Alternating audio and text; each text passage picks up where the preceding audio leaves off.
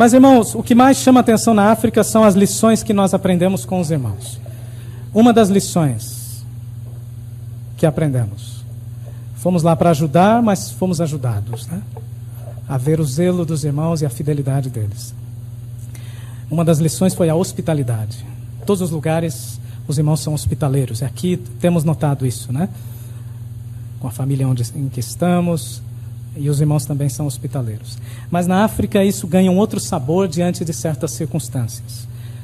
Uma das circunstâncias que relatamos até para a família de Betel aqui é que uma ocasião eu estava num congresso nos antigos campos de concentração e os irmãos abriram uma estrada 14 quilômetros na enxada para o nosso carro passar, nos recepcionando no caminho inteiro.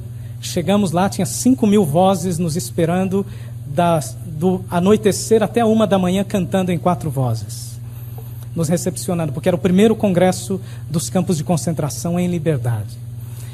E os irmãos simplesmente são hospitaleiros demais.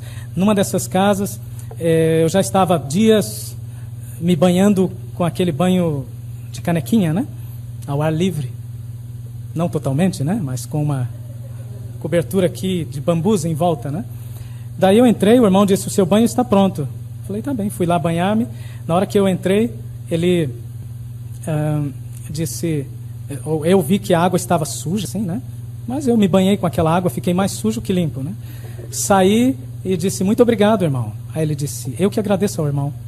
Eu falei, por quê que o irmão agradece? Ele falou, porque o irmão não reclamou.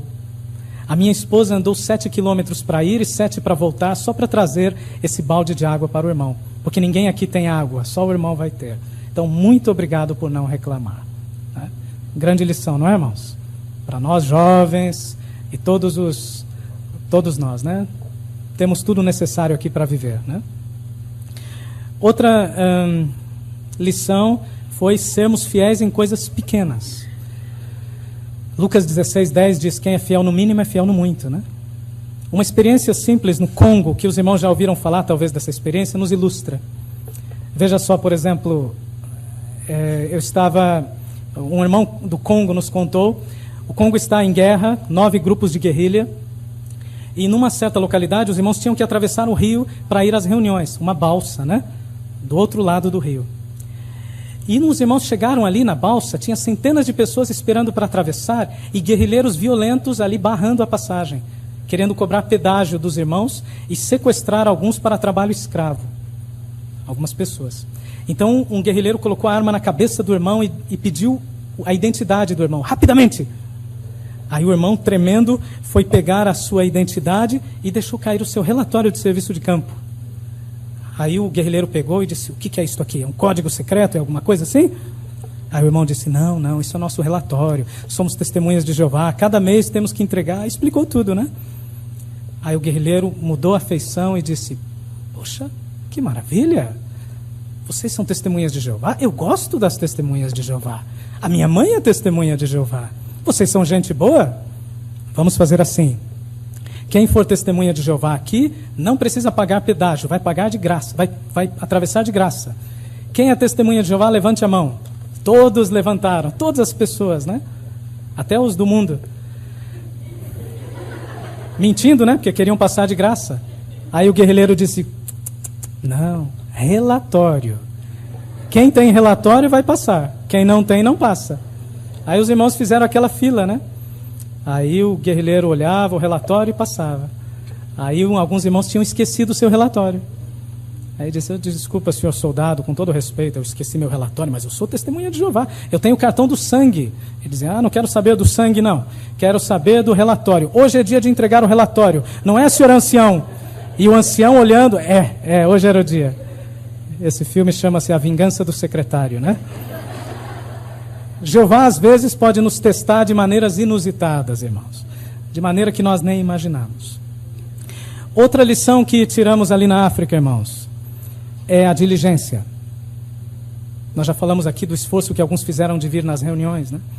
Eu me lembro de um irmão chamado Coutinho, que morava numa área muito difícil. Esse tinha 5 esposas. E quando ele se casou, ficou com a primeira. E dispensou as outras 4 para tomar uma posição ao lado de Jeová. Quando ele tomou posição, 1 mês depois, ele descobriu que ele, as 5 esposas e os seus bebês, todos tinham AIDS. Lá é uma área onde prevalece muito o HIV. 50% da população nessa cidade é portadora da AIDS, do vírus da AIDS. E era inspirador ver esse irmão vindo em todas as reuniões. Ele era o primeiro a chegar e o último a sair. Embora ele vivesse a 25 quilômetros de distância do Salão do Reino. Ele vinha a pé e voltava a pé. 25 para vir, 25 para voltar. Já com AIDS. Eu cheguei a ele e disse: irmão Coutinho, irmão não precisa fazer tudo isso, irmão, por favor. Irmão, pode ficar em casa, nós vamos dar um jeito, né, de levar a reunião até o irmão. Aí ele me olhou de forma com censura mesmo e disse: o irmão jamais deveria me aconselhar isso. Hoje pode ser a minha última reunião. E se eu estivesse em casa? Eu quero estar do lado dos irmãos. E foi realmente até o fim, né? Então os irmãos imaginem, nós às vezes não temos esse tipo de barreira, né?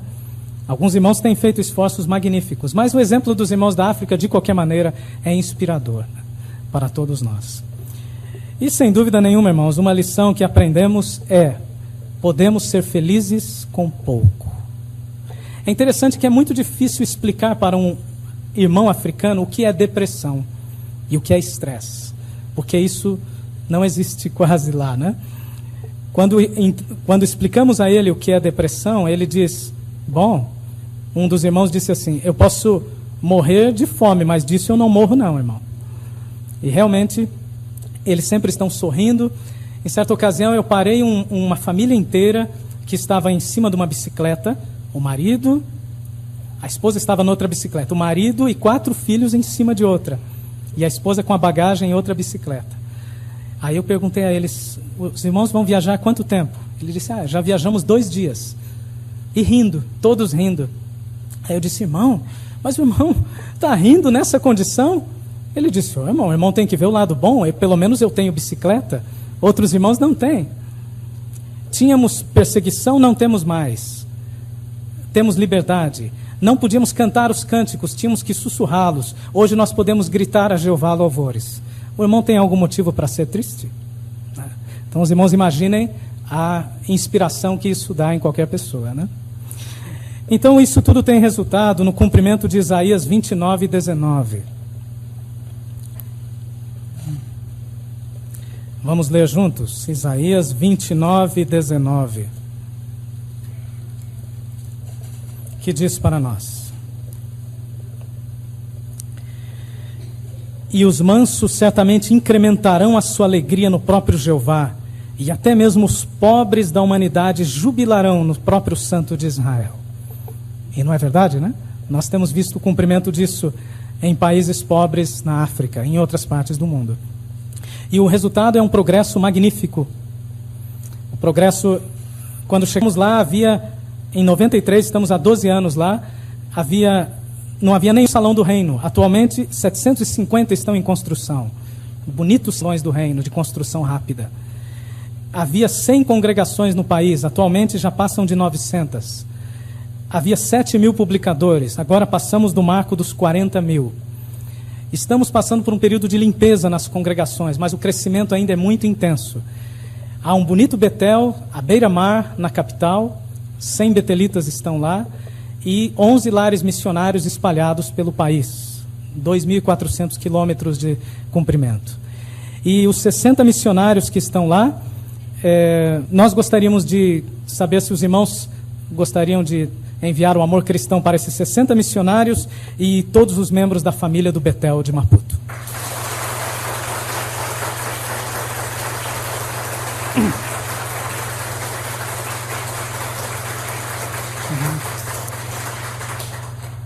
Então, temos certeza que eu vou com a bagagem cheia, né?